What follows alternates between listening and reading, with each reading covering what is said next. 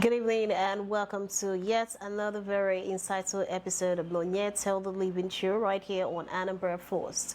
You know, one of the excellences pillars of the Healthy Living with Nonye Soludo initiative is nutrition. And because what we put in our body, practically some persons will say that you're basically what you eat. And that is why it's very important that whatever it is that we're putting into our body, we pay attention to it, especially when we had to get this food from vendors and when it's not prepared in our different homes. That is why today on Nonye's Healthy Living Show, we're here to look at safe food handling practices by vendors. What are certain things that vendors do that might actually be detrimental to the food that is sold for public consumption? And there are things that they need to do to make sure that the food that people are getting out there and people are eating is something that is not going to cause them any harm, but something that will rather nourish their body. Because in recent times, you see that a lot of food vendors most times do not actually pay attention to the food they serve the public. Most people are consumed by making ends meet and filling the bag, that they do not even pay attention to the food that they put out there or the food they're serving consumers. Because here in this part of the world, it looks like we're not held very accountable. Because I know that in more developed climes, sometimes the food agencies go for inspection. If your food business or if the place or your restaurant where you sell food is not up to par, they might shut you down for a period of time until you do the needful. But here you see that everybody is free to do what they like. Well, we have a registered dietitian and nutritionist with us here today on Nonye's Healthy Living Show, where she's going to be telling us different aspects of these food handling practices by vendors, what the vendors are doing wrong, what they need to do to be better, and what the Nutrition Society of Nigeria, of course, is also doing to hold them accountable with regards to some of their activities. And it's a privilege to welcome to the program today on Nonye's Healthy Living Show. We have Obianuju Ojekwe Ezenwekele. She is a seasoned registered dietitian nutritionist and also the founder of Altina Med Nutri Consultancy and the UNICEF Young People Action Team. She is the rep for Annenberg State. Obianuju, welcome to Nonye's Healthy Living Show. Thank you. It's a privilege to be here. All right, it's a pleasure to have you. So we're talking about safe food handling practices for vendors, and that is what we are talking about today on the Yes Healthy Living Show. You know, I was just telling you a story about how I was attracted to a particular food item, how I was attracted to a particular food item, the display, the packaging. But when I got close, I saw the vendor using his hand to handle it, and that immediately was a turn up for me. Yeah. So I just turned back and went to him, and it got me thinking. And I was saying, isn't it better we talk about these things people do? And the worst part is when you talk to them about it, they will tell you off, maybe start insulting you or raining abuses on you, telling you what do you think you're doing, you think you know better and all that. So I would like to start by asking this practice of handling food by vendors here. Why do you think some food vendors do not actually pay attention very well when it comes to handling food? Thank you so much for this section. First of all, before I proceed, I have to talk about what safe food handling measures are, because we cannot dive into something without knowing what it is. The safe food handling method or measures are those practices that we ensure that the food we consume, the food we put into our mouth,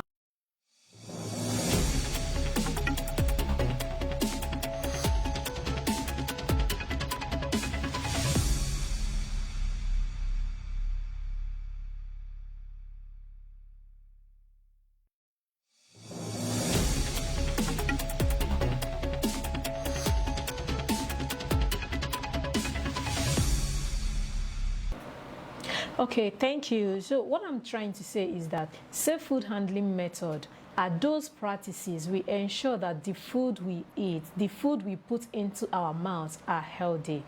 Starting from both the selection, both the processing, the cooking, and finally the consumption. So in a situation whereby at every given point that these processes has an issue, it becomes a problem. For example, if a food is wholesome and during the processes of packaging or cooking, it was contaminated because it was not well handled, it becomes a problem. And this is something that we need to talk about, and that's why we are here. So, all right, so well, you've given us an insight into what safe food handling practices is all about. So what I would like to understand is, why do you think in this part of the world, most food vendors do not consider it a priority?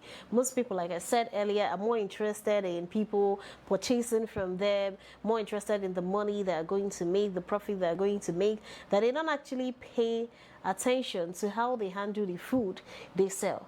Like I just give you an instance where I was passing and I was attracted because I was in the vehicle. Then when I got close, I saw how the guy was handling the food, and immediately the appetite and the attraction, it just fizzled away immediately. So why do you think here in this part of the world, food vendors do not take food handling practices very seriously? Thank you for the question again. I'm going to pinpoint two striking issues around it. Number one is, will I say inadequate nutrition knowledge, or yes, inadequate nutrition knowledge. Secondly, the quest to make money at all cost. So we are looking, let me handle the first one. In a situation whereby someone is not nutrition conscious, he doesn't even know the adverse effects of handling food this way, what it could pose in someone's body.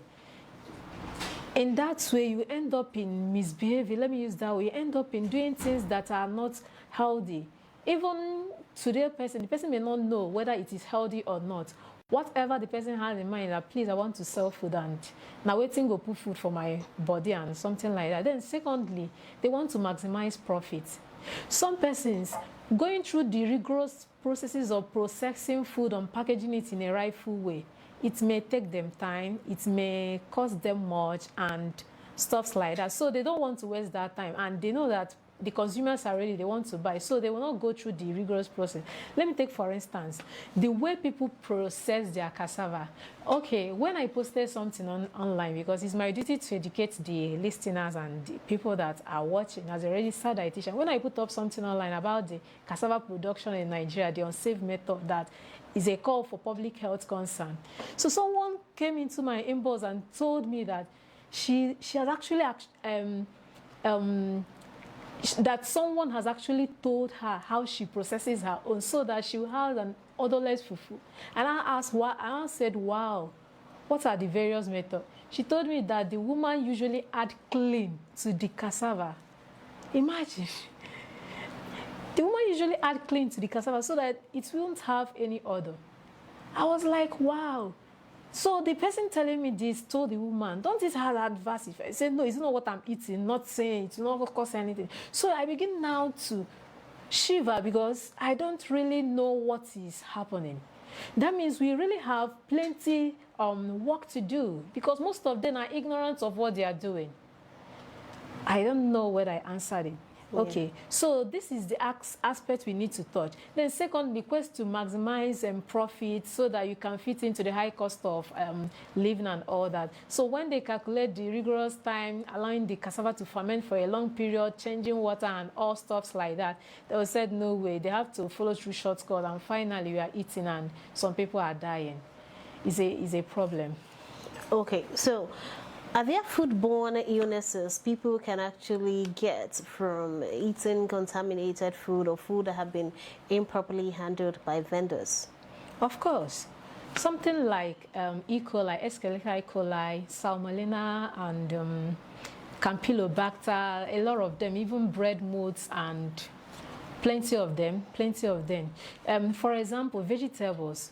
Most vegetables, if you don't handle them properly, they easily have Salmonella, Campylobacter, and E. coli. Then when you talk about our meat, some of our meat has, I've forgotten it. Some of our meat has a spore-forming bacteria that when you don't cook it very well, remember there are some bacteria that are heat resistant, that you have to cook it. Boiling point is 100 degrees Celsius, but there are some bacteria that can withstand 200 and over 200 degrees Celsius. So when you don't handle such food very well, it becomes a problem. So I don't know. Okay, yeah, you did. So what I also want to understand is, you know, sometimes, like I saw a video on social media the other day, somebody was cooking and the person was using their hands to probably turn around the food and all that. So some persons came to the comment section, they were saying something like, why you not wearing cooking gloves? Why are you using your bare hand? That is dirty. You're contaminating the food. Why are you using your hands? And some other persons came under the same comment section.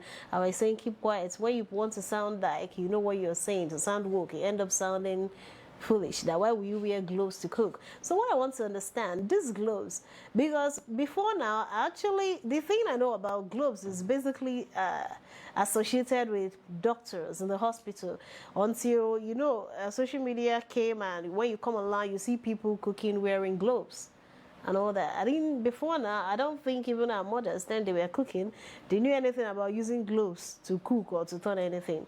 So what changed? Are there actually cooking gloves that could actually help? Or there are nothing like that? Because some persons, the opinion was actually divided with regards to the fact if there are actually cooking gloves, or are those medical gloves, are they actually even healthy? Is it even right to use it to cook? Okay, now we have something we call cooking apparels.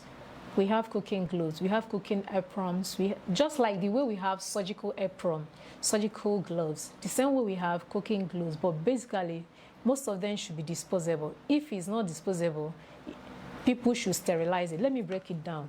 For example, ideally, especially when you are serving the public, if you're in your kitchen, you can do whatever you want, but all things being equal, starting from the head, you are meant to cover every strand of your head. You wear your apron, your head apron, head cover.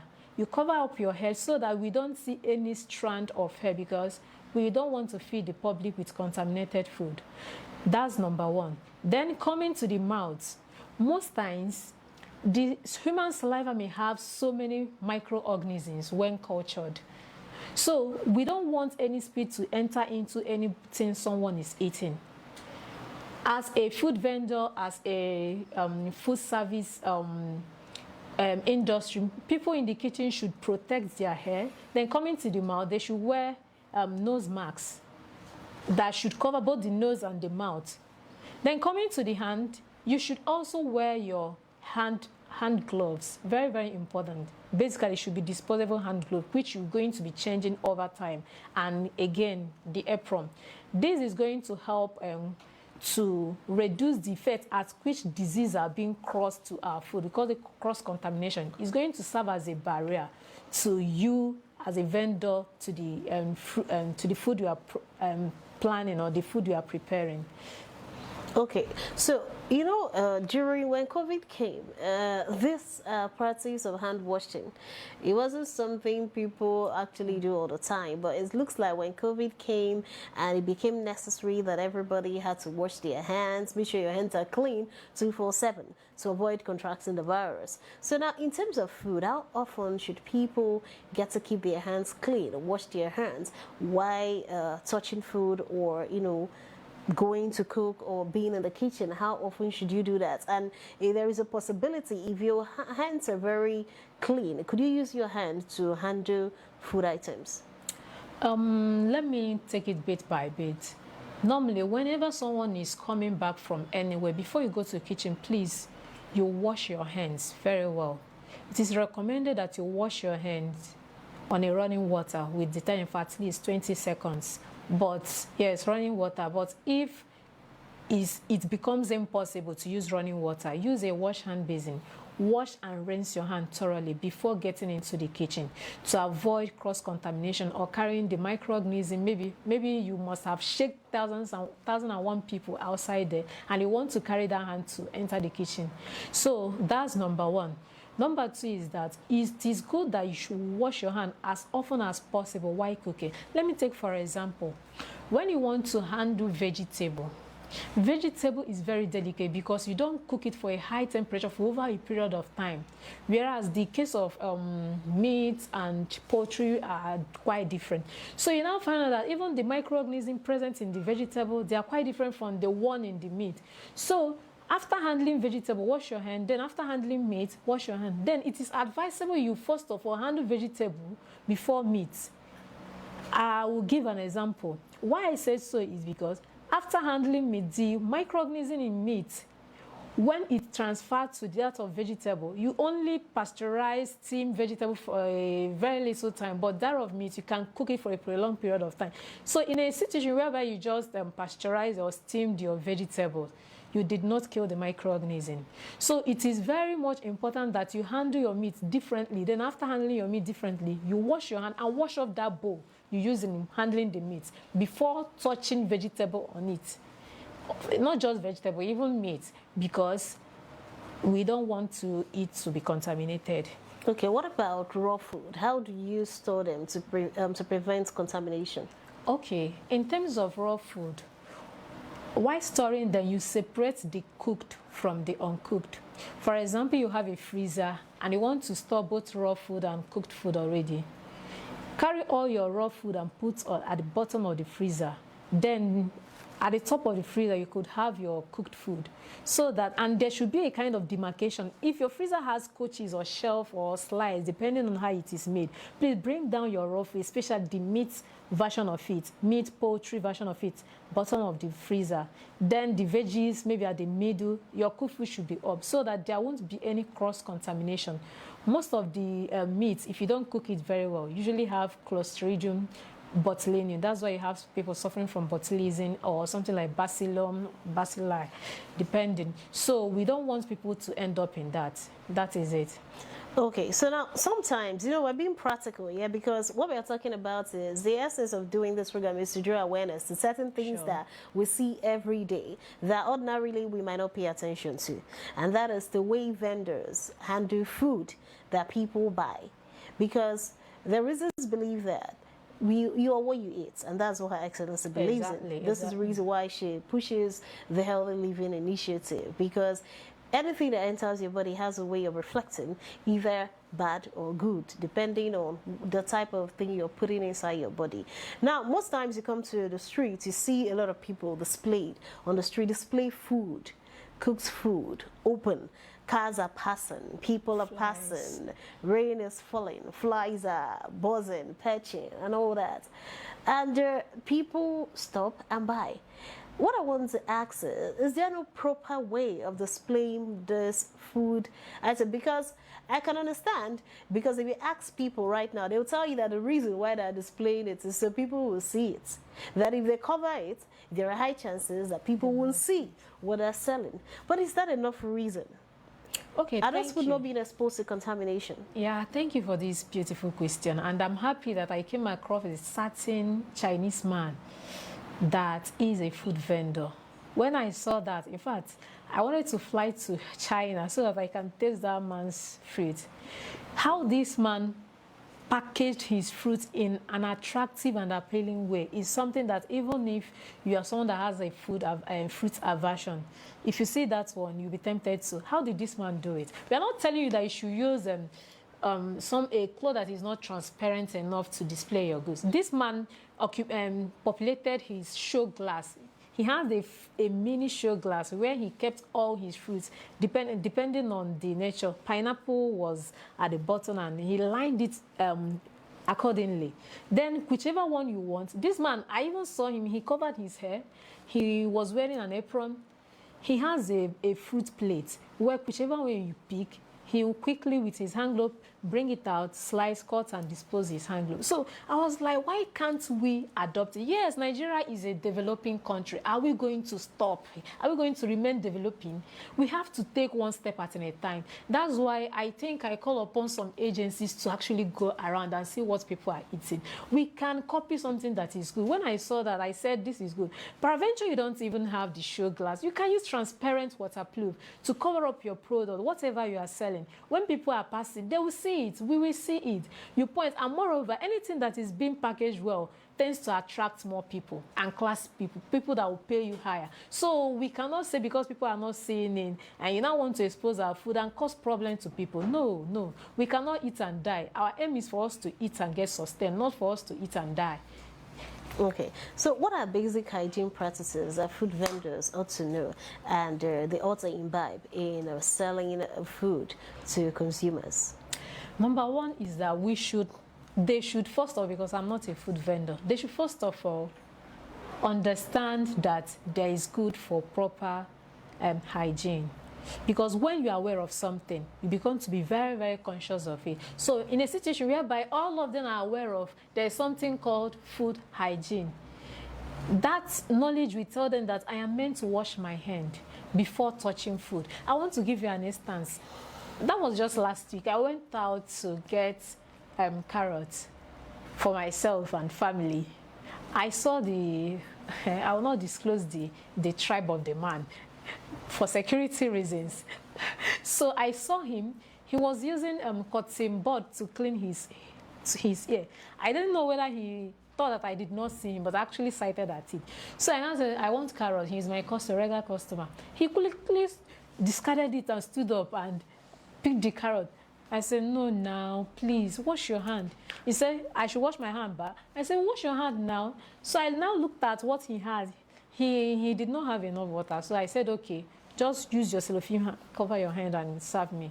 That one he picked, I don't know whether he will give it to another person, but I'm sure that he did not give it to me. So what he now did was that he covered his hand with his cellophane bag and served me. So in a situation whereby this we are doing, they all know what it is and the consequences surrounding someone not practicing good hygiene and serving. I believe they should know. So when you wash your hand, it reduces. Even if you're not going to scrape out the microorganism to zero, actually reduce it to the barest minimum. Wash your hand as often as possible. Then if you're someone that sell meat, know how you package your meat now so that flies and all those stuff will not get it contaminated. Even the desk in which you are using our call them butcher men or thereabout, meat vendors, they should know how they keep those meats and know how to keep those meats so that the flies and all stuff on the surface of their table will not contaminate our meat, so that at least to an extent we will enjoy wholesome food in this country.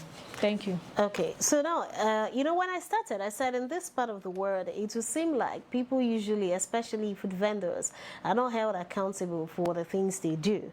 Because I know that there are some American restaurant shows that I watch, food shows on Food Network that I watch, and sometimes you see food agencies, inspectors, health inspectors coming to certain restaurant posing as customers, more like undercover, to find out how the restaurant operates, or to see how they treat their customers, or to look around and see the quality of the environment.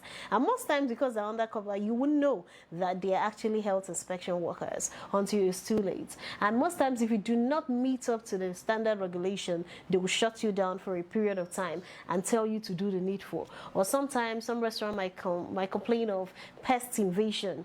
They might shut it down for you to fumigate and make your restaurant habitable. Now, what I'm asking is, here, I do not think we have, I don't know if we have, but if we do, one thing I know for sure is that they're not very effective as they are in developed climes. Are you guys a registered dietitian, nutritionist? Are you guys not doing, is there nothing that can be done with regards to holding some of these restaurant owners, eatery owners accountable to make them understand that they're actually serving human beings and not animals? Even if they were serving animals still deserve a certain level of care. Sure. Oh, yes. We as an agency, Nutrition Society of Nigeria and Dietitian Association of Nigeria, which I am a member, we all have different hierarchies and we have the limits at which we operate. We have where our powers elapses and all that. It is our duty to put up a sensitization and a recommendation to the government. We are not empowered. Our rights does not cover we arresting or apprehending any food vendor. Our right is for we now to shout out to the government, to people of goodwill, and to the masses, see what is happening.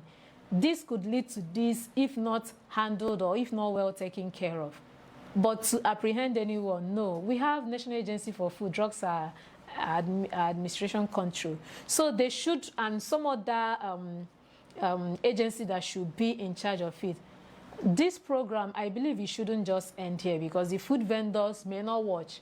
Most of them do not have Android phone. So it is a clear call to the food agencies that regulate how people consume food, for them to rise. Number one, to sensitize. Most of these people are ignorant of what they are doing.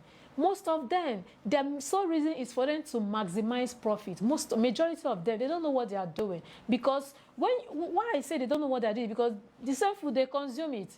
And they don't care. They don't know what they are doing. So it's our duty, Nutrition Society of Nigeria, we cry all the time. Even myself, an independent consultant, I use my social media, whether WhatsApp, Facebook, Instagram, LinkedIn, to put up. Okay, there was a time I wrote something about gari, the gari we process, how unwholesome. Okay, why I wrote this is because I am also a buyer. I'm a consumer. I went outside to get gari. I got it. I noticed that the gari was not well fermented. And what happens when gari is not well fermented? It has high cyanide content, which poses threat to the body.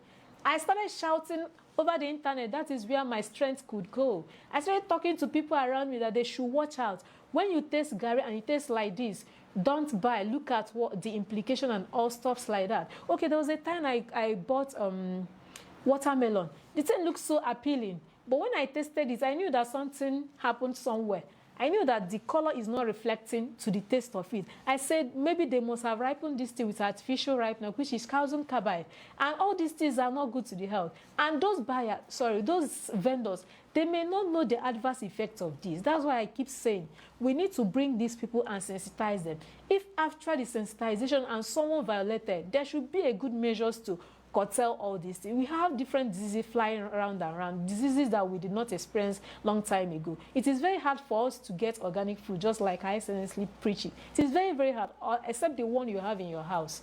If you cannot get something from your house, whatever you are getting outside, I doubt if you are going to get it organic. So most of them has been manipulated. Even your plantain and your banana that you've eaten, you found out that the color is not rhyming with the taste of it because it has been manipulated inside. So this is just a clarion call for even yourself that is listening to me to put up. As I'm talking, you pass the information you know. Then our government, I plead, let the agency in charge of food go around and see what they should do.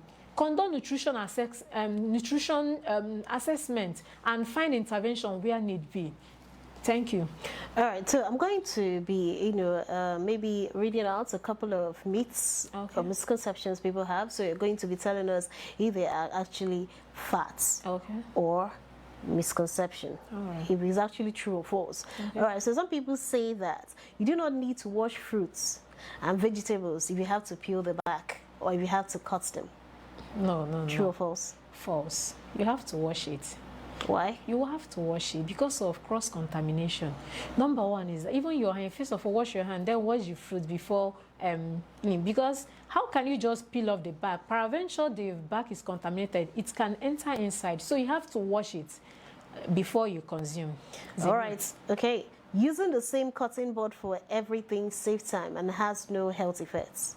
No, you don't. Just like I said earlier on. Use separate cutting board for meat and vegetables. Meat, you cook for a long time and the microorganisms tend to survive even when you cook it in a very high temperature, just like vegetables and fruit. Please separate meat cutting board from that of vegetables and fruit. You can use for vegetable and fruit together. Then for meat, poultry, and fish, separate it. It's not ideal.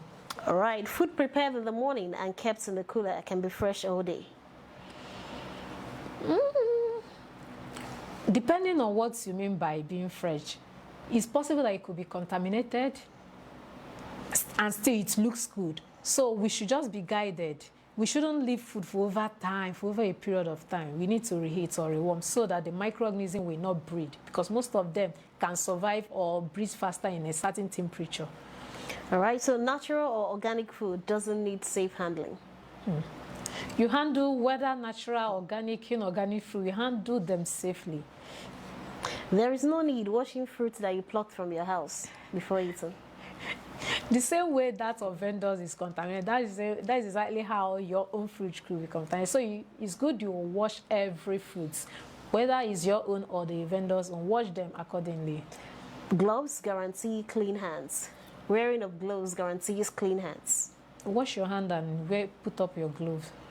Okay, microwaving kills off bacteria. No. Just like I said There are some. The way you said it. No, no, no, no. That of meat. If you've actually checked Campylobacter, Clostridium bacteria, it can survive as high as over 200 degrees Celsius. Okay, what's Clostridium bacteria? Clostridium bacteria, you see it more of in the meat and poultry. It's a bacteria you found in the meat, especially, and bacillus or bacilli or thereabouts. Okay. And this thing, they are spore forming, they can withstand high temperature. So you need to heat and heat and heat, and we need to be aware of that. Okay. And that of vegetable, actually, the bacteria basically in vegetable are not, most of them are eaten by Salmonella, Campylobacter, and E. coli. Heat them for a while, they are off, mostly.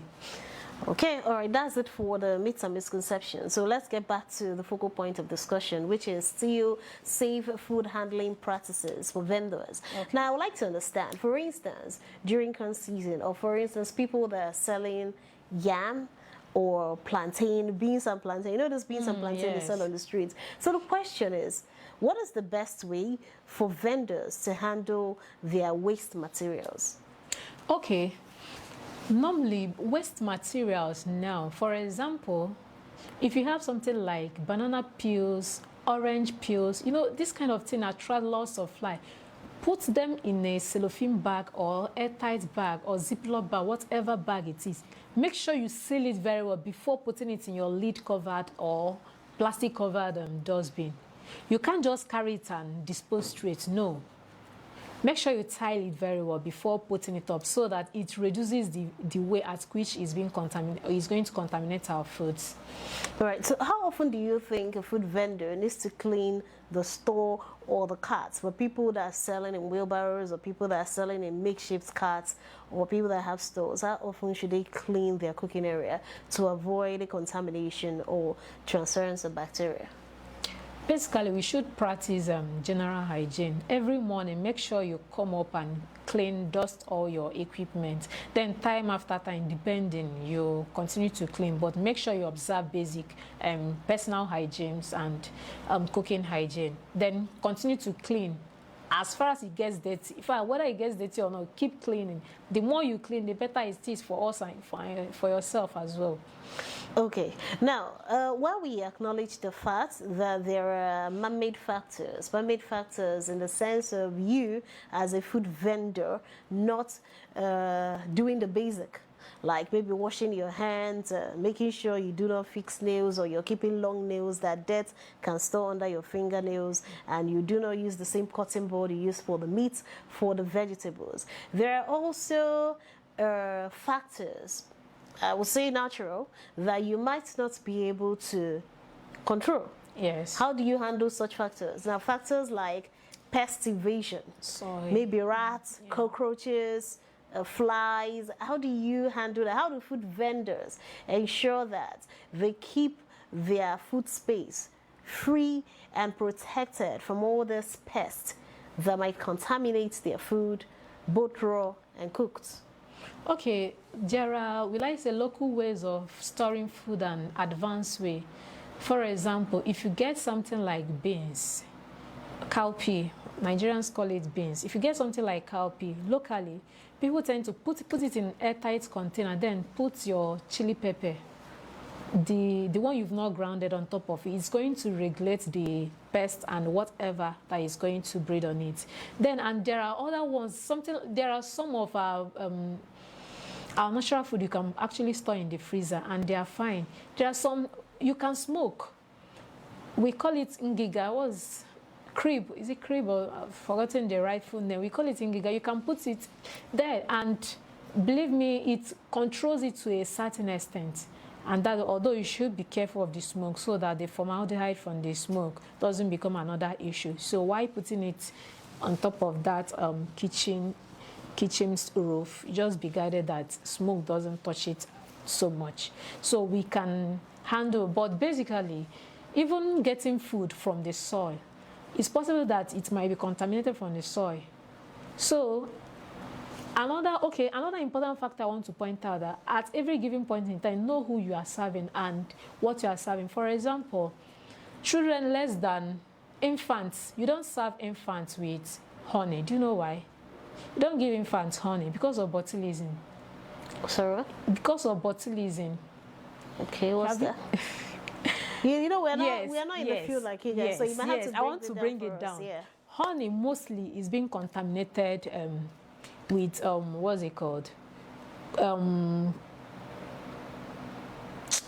With botulism, with I've forgotten the right one. When I get it, I'm going to talk about the disease itself is botulism.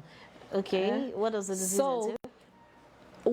Because the gut of the infants are not mature, they're not going to the system is not going to handle such microorganisms. But we are an adult, the system to an extent can handle that microorganism and the body gets rid of it. But when you serve an infant with contaminated honey, it's going to disrupt them, both irritability, poor breathing, respiratory issues, and even blood vision to an extent. So that's why we preach, don't give infants honey. Whether it's contaminated or not, don't serve them because their guts, their system are quite immature.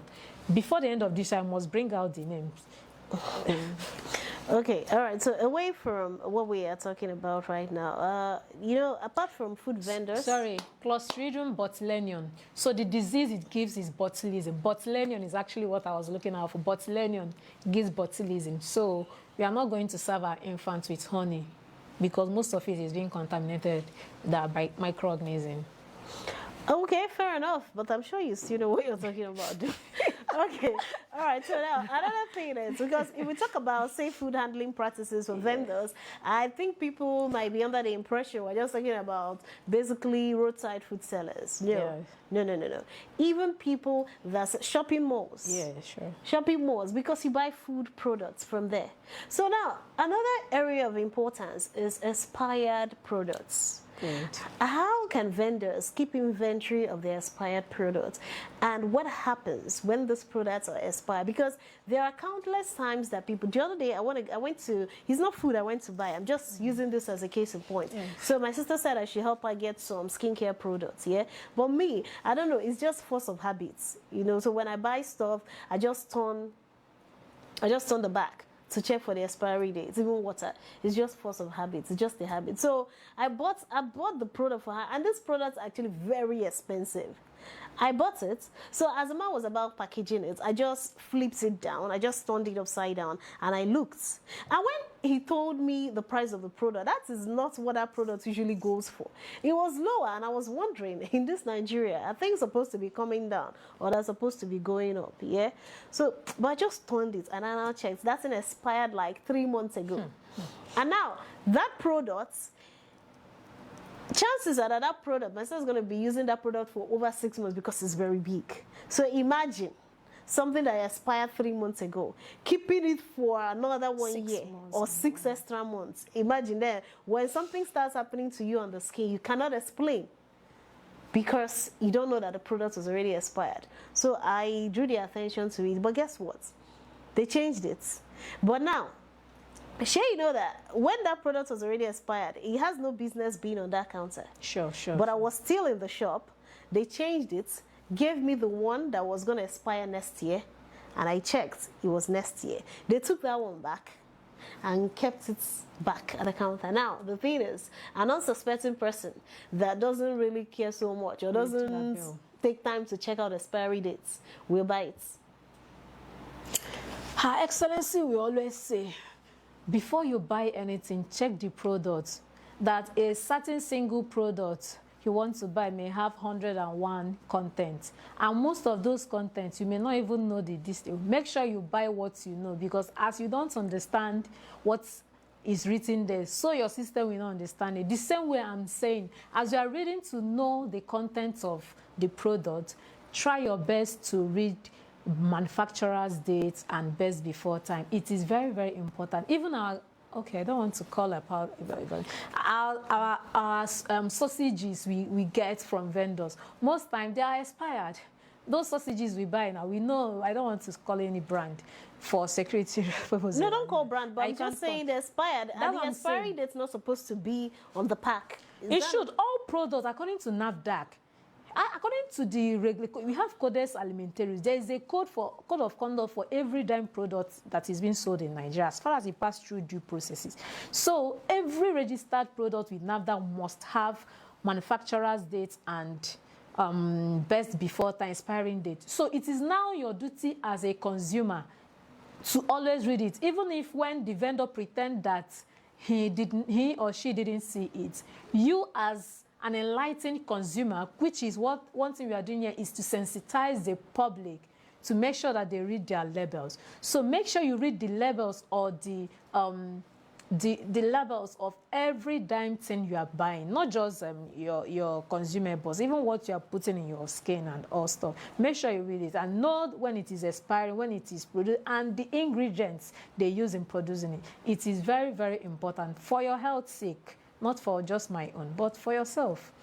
Okay, now, so we've managed to highlight all these anomalies that food vendors tend to get involved in, and thereby contaminating the food that they sell to the public on a daily basis. Now, the question is, what is the way forward from here? How can we awaken this consciousness of safe food handling practices among vendors? Or do you think is not something that could be achieved?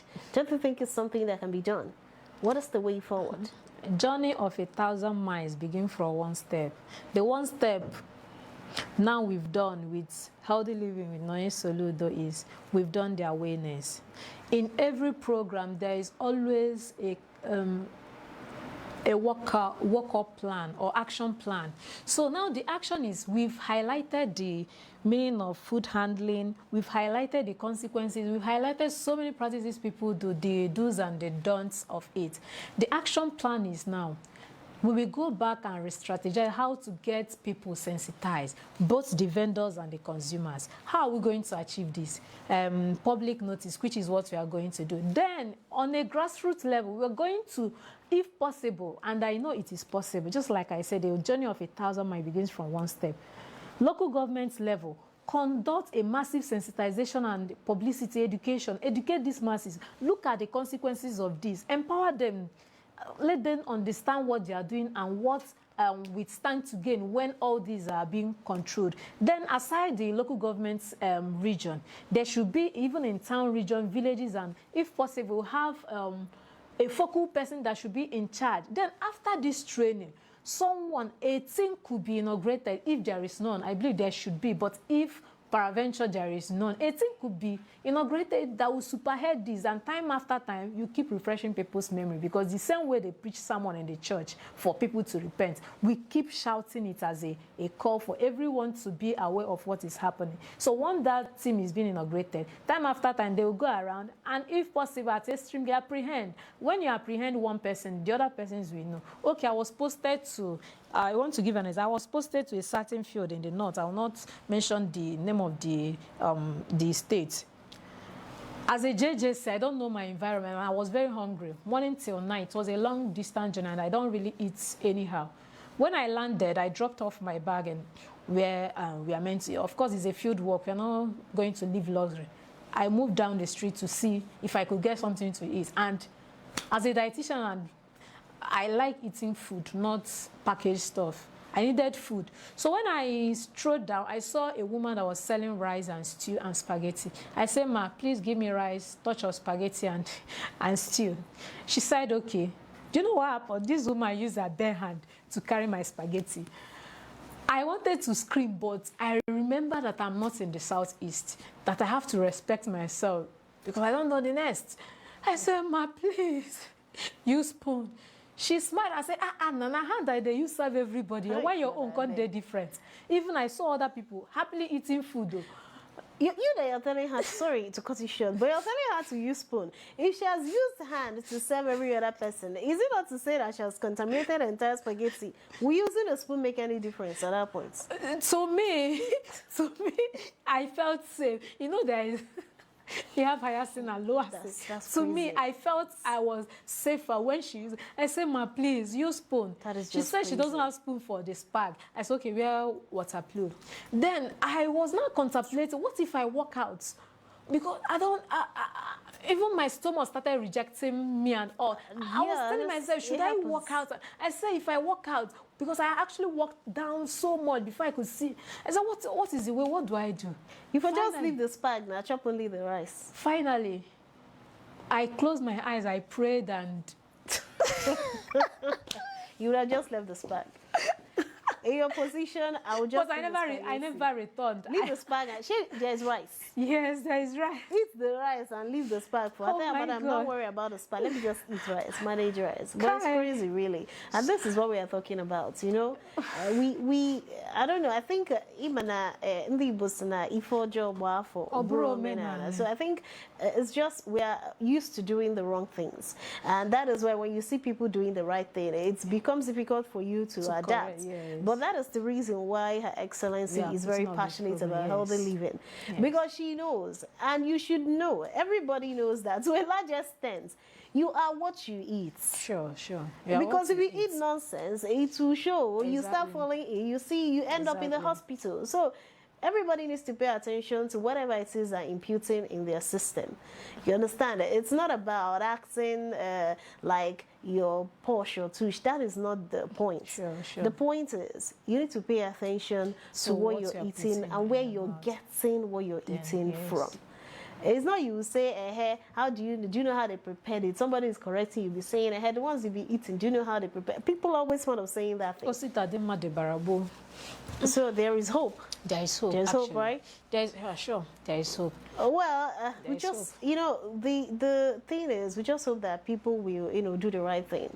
Food vendors will stop, placing profits before customer satisfaction, because customer satisfaction actually entails keeping your food space clean, giving your customers value for their money. From your shop, the person will go and start treating malaria, treating diarrhea, typhoid, and all those food poisoning. It's not right. So I think we have to do better, and I know that we can do better. So I want to thank you, Benuju Ojekwe Izemkwele, for coming on Nonye's Healthy Living Show today and lending your voice to this very important conversation. It's not easy. So we thank you for your time. We hope we'll see you some other time. Yeah, sure. Well, you've heard it. Even to live healthy, like Her Excellency would say, is also to live happy. So it's very important that you pay attention to what you eat and you pay attention to the environment where you buy your food. If you're somebody that will prefer to eat out, it's not everything you see you eat. Sometimes look at where you're buying the food. Anya get first and take care of your health, but health is wealth too. What you eat. So let's just try and be more conscious about our nutrition, and we're gonna live healthier and happier lives. Sure. All right. So remember that tomorrow is another day to stay fit and stay healthy. So join the exercise team tomorrow. If you're here in Oka at the stadium at 7 a.m. Yeah.